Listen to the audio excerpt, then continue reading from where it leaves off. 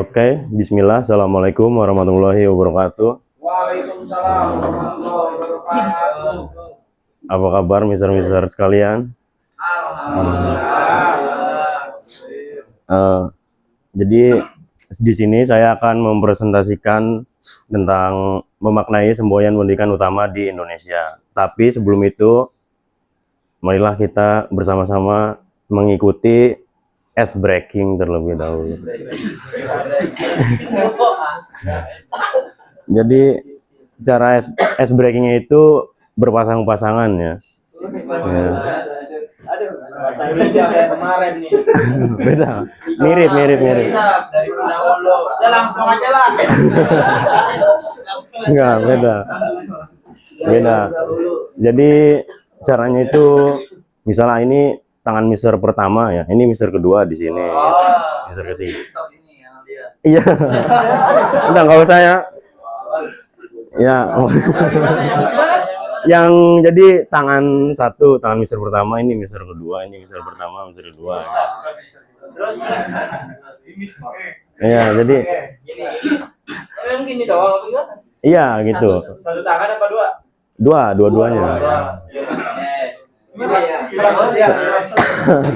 Selang-seling ya, selang-seling. Jadi caranya itu ketika saya bilang Mas Pijar berarti.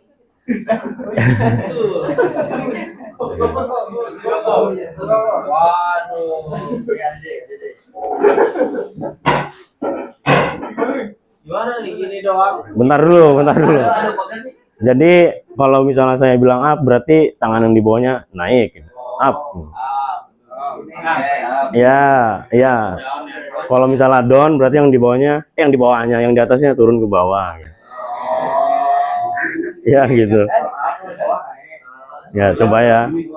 Ya. Bentar dulu, coba dulu ya. Caranya di mana nih? Kalahnya, nah nanti ada yang bakal bilang ya kayak gitu, boom, misalnya boom. Nanti jadi yang tangan paling atas itu nangkap yang bawah, cuman ya yang lainnya hindar gitu. Jadi harusnya pakai trial.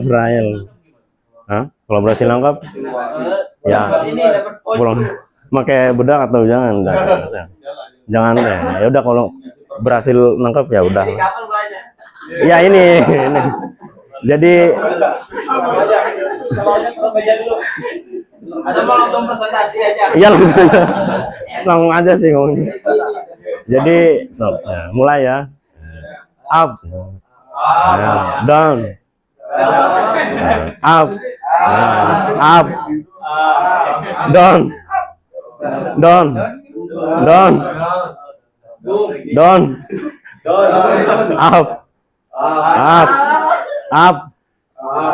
up, boom. Gampang ya?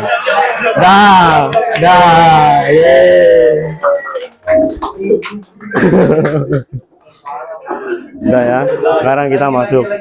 Nanti lagi udah. Udah langsung aja 7:12 ya. Jadi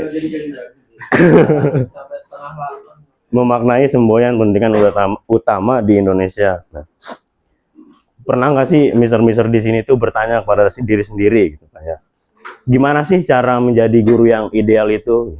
Yang guru yang benar itu seperti apa? Nah, mungkin caranya itu dengan memaknai semboyan pendidikan utama di Indonesia yang akan saya jelaskan saat ini.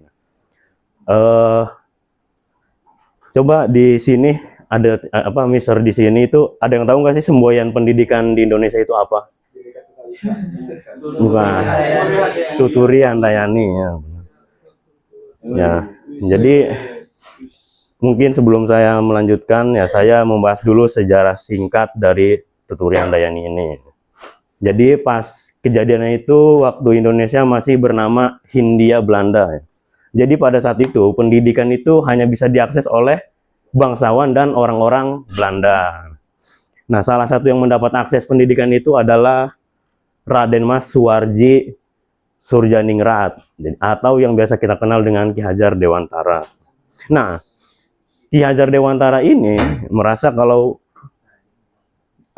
pendidikan itu harus bisa diakses oleh semua orang, harus bisa diakses oleh semua pribumi, mau bangsawan atau orang biasa dan lain sebagainya. Maka dari itu beliau mendirikan yang namanya Taman Siswa pada tanggal 3 Juli 1922. Bersamaan dengan mendirikannya Taman Siswa ini, beliau itu mendirikan juga 3 pilar. Nah, 3 pilarnya itu adalah Ing Ngarsasung Tulada, Ing Madya Mangunkarsa, dan juga Tuturi Handayani. Nah, jadi 3 pilar ini digunakan untuk memandu atau menjadi arah, kompas atau arah lah, supaya buat 3 pendidik. Jadi supaya tahu gitu gimana caranya menjadi pendidik yang ideal. Nah, baru kita masuk ke topik utama, yaitu memaknai semboyan pendidikan utama di Indonesia. Dimulai dari Ing Ngarsasung Tulada, atau yang artinya di depan memberi teladan. Ing Ngarsasung Tulada ini mengajarkan bahwa posisi terdepan seorang pendidik adalah posisi untuk melayani dengan teladan. Guru itu bukan hanya mengajar yang mentransfer ilmu secara teori, tetapi juga sebagai pendidik yang membentuk pribadi siswa melalui contoh nyata. Contohnya itu ketika kita misalnya mau murid kita itu disiplin. Jadi kita sebagai guru itu ya harus disiplin juga. Jadi kita itu harus memberi contoh yang baik, mulai dari entah itu sikap, perkataan, perbuatan, ataupun tindakan.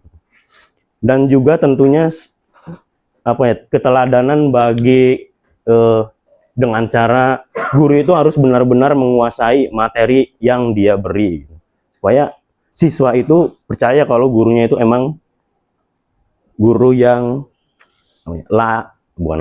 guru yang memang benar-benar menguasai bidangnya. Kemudian Ing Madya Mangunkarsa, atau di tengah membangun kemauan.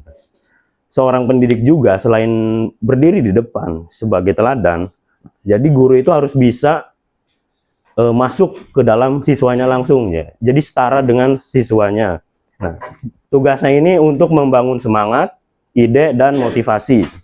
Guru juga harus mampu menjadi motivator, yang fungsinya itu memancing kreativitas, ide, dan gagasan, supaya siswa itu bisa percaya diri dan juga berpikir kritis. Contohnya itu ketika misalnya ada sebuah proyek robotik, maze solving. Nah, kita sebagai guru itu harus bisa memantik siswa agar bisa berpikir kritis. Contohnya saat maze solving, gimana sih caranya? Misal guru ini bertanya ke muridnya, gimana sih caranya supaya si robot ini itu bisa berbelok kanan saat treknya itu ke arah kanan ya, misalnya. Lalu kemudian ada tantangan lain, misalnya gimana saat lane-nya bercabang itu kira-kira kode apa yang digunakan. Jadi guru itu fungsinya itu kayak memantik supaya muridnya itu berpikir kritis.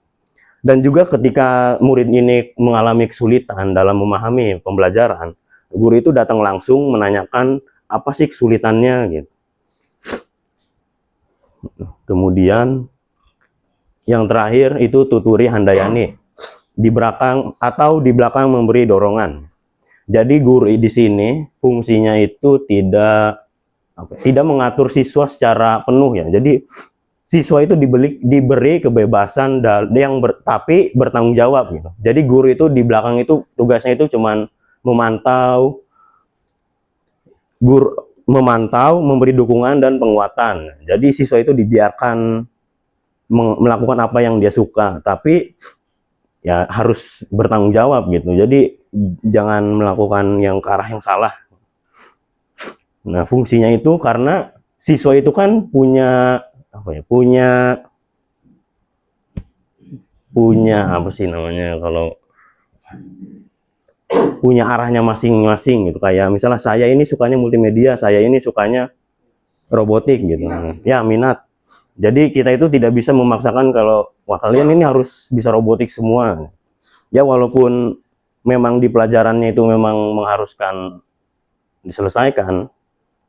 Jadi kita itu benar tidak bisa memaksa. Mungkin bisanya itu hanya memberi semangat tadi yang di tengah, yang Ing Madya Mangunkarsa, supaya bisa menyelesaikan tugasnya. Jadi filosofi ini yang Tuturi Handayani untuk mengajak kita untuk percaya bahwa setiap anak itu memiliki api keingintahuan dan kemampuan belajar yang alami. Tugas pendidik itu bukanlah untuk menyalakan api itu, tetapi untuk memberi angin atau dorongan agar api itu menyala lebih terang dan membara dengan sendirinya, sehingga melahirkan pembelajar sepanjang hayat yang kreatif, kritis, dan bertanggung jawab. Ya, itu saja yang dapat saya sampaikan. Kesimpulan dari 3 pilar ini adalah menegaskan bahwa peran guru itu adalah menuntun, bukan memaksa, mengarahkan tanpa mendikte, serta menguatkan murid agar tumbuh menjadi pribadi yang utuh, berkarakter, dan merdeka belajar. Ya, itu saja yang dapat saya sampaikan hari ini. Barangkali ada yang ditanyakan. Oke, tidak ada. Baik, karena tidak ada, saya akhiri dengan sebuah quotes ya. Ya, mungkin semua pernah dengar. Everybody is a genius, but if you judge a fish by its ability to climb a tree, it will live its whole life believing that it is stupid. Atau kalau dalam bahasa Indonesia, semua orang itu jenius, tapi kalau kau menilai seekor ikan dari caranya memanjat sebuah pohon, maka ikan itu akan menganggap bahwa seumur hidup bahwa dirinya itu bodoh. Ya, saya akhiri. Wassalamualaikum warahmatullahi wabarakatuh. Waalaikumsalam warahmatullahi wabarakatuh.